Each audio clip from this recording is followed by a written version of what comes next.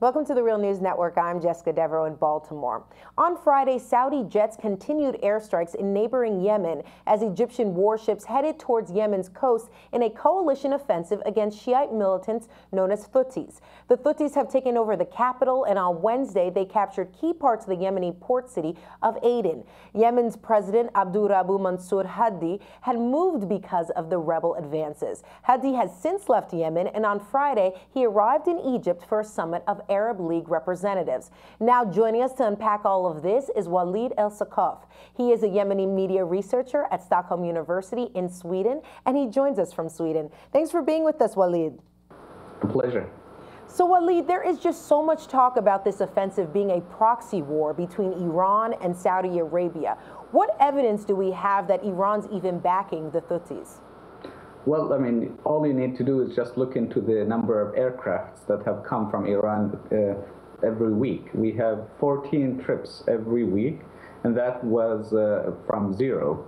Suddenly having that number and then having a number of reports from Iran claiming that Sana'a is the fourth Arab capital to fall to Iranian control. So we see, I mean, all of these indicate to us that there's a very close connection between Houthis and Iran, given that before that also there were vessels and ships that transported various goods and weapons, and these were documented as well. So, I mean, it was quite clear that Houthis were allying themselves to Iran and giving them the base that they always wanted.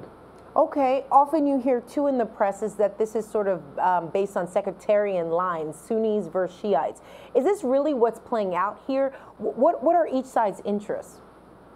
I mean, something that maybe viewers don't know about Yemen is that it's unlike Syria, Lebanon, and Iraq. It did not really have sectarian conflict in the past. I mean, we have Shiites and Sunnis praying in the same mosque, something that is unusual to many of those living in the northern Arabian Peninsula. So what happened now is bringing something alien, something not really compatible with the Yemeni culture. And so I would be suspicious and cautious in claiming that this is a sectarian conflict. We see some politics playing in. For example, having the former Ali Abdullah regime backing the rebels.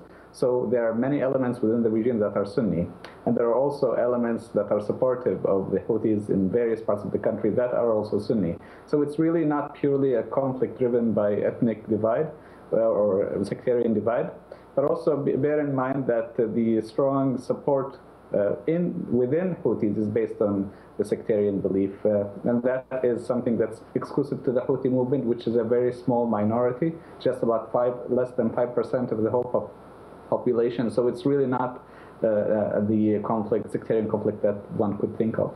So what's really driving this conflict then? Is it purely geopolitical? Yes, as you correctly noted, I mean, it's a proxy war. I mean, you can already see Saudis and the Gulf being extremely, irritated by the expansive nature of the Iranian influence in the north of the Arabian Peninsula. I mean, already Iraq, Syria, and Lebanon are more or less controlled in various ways by Iran. And now, for the first time ever in the history of the Arabian Peninsula, you have a leading force that has been supported by Iran taking over the whole of Yemen, and that has never been the case in the past. So they have felt that they had to act and move quickly to prevent further control of the Iranian, let's say, ambitions or expansion of the ambitions of Iran to the south of the Arabian Peninsula, so as they wouldn't be eventually besieged. So it was merely a way through which the Gulf countries would retaliate, or let's say in the form of self-defense, if you may, against the Iranian aspirations to expand further. Okay, let's talk about the United States, because they seem to be in a troubling position here because they are allies with Saudi Arabia, but right now Iran and the P5+1 countries are in negotiations over its nuclear program. So how do you think this offensive might affect those negotiations? I'll give you my own personal perspective on this because I have a history of criticizing the U.S. for their involvement in Yemen through the drone program. I mean, the problem with the U.S. is that they have a very short-term vision of what would happen next. So I don't know if this critique has been heard before, but they're really not aware of, perhaps not taking into consideration the long-reaching impact of having the drones or having purely anti-terrorist agenda in Yemen. And so over time, the sympathy or the cause of the U.S. has been criticized in Yemen and been extremely resisted, and that had led to the growth of Al-Qaeda. So now what we see here is that the presence of the U.S., let's say, influence through the anti-terror program has helped Iran in some way. How? Because the more America was focused on terrorism, the more the radicals felt, okay, this is the ground where we can fight America. And through this justification, Houthis have come up to say, okay, these radicals are trying to exterminate the Shias, so we need to also attack them. And they call them the Daesh groups affiliated to the ISIS group in the north of the Arabian Peninsula. So you see that Iran is now trying to portray the threat of U.S. As a way in which ISIS is growing in the south of the country, south of the Arabian Peninsula. It's a quite complicated scenario, an issue, but I think that the U.S. is not really paying close attention. All right, Walid, let's finally talk about how Yemen is known in the region as being the poorest nation in that region. What role does poverty play in all of this? And more importantly, what can people do? What should people be paying attention to as this offensive continues if they are really concerned about everyday Yemenis? Yes.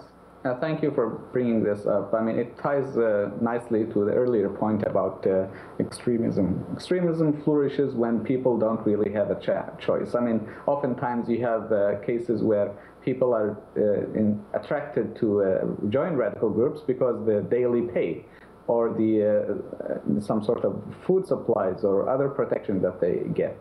And so this has been taking place in the south of Yemen for a long time now. I mean, with hopelessness, with lack of opportunity, unemployment, and with a population that's mostly over 70% of the population is younger than 35, meaning that this is really a fertile ground for any terrorist group to take over this huge mass of people. And interestingly, the same applies also to the Houthis. I mean, if you look into the number of soldiers that are younger than 20, you'd be astonished. There were a few images in the recent past showing kids of 12 to 15 carrying Kalashnikovs, sometimes even heavier than they can possibly carry.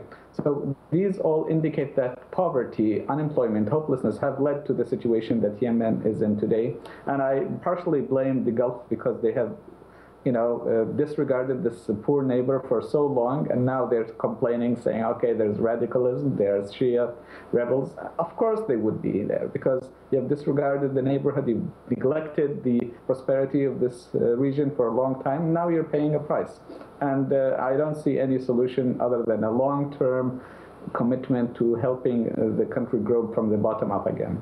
All right, Walid Al-Saqaf joining us from Sweden. Thank you so much for being with us. Thank you. And thank you for joining us on the Real News Network.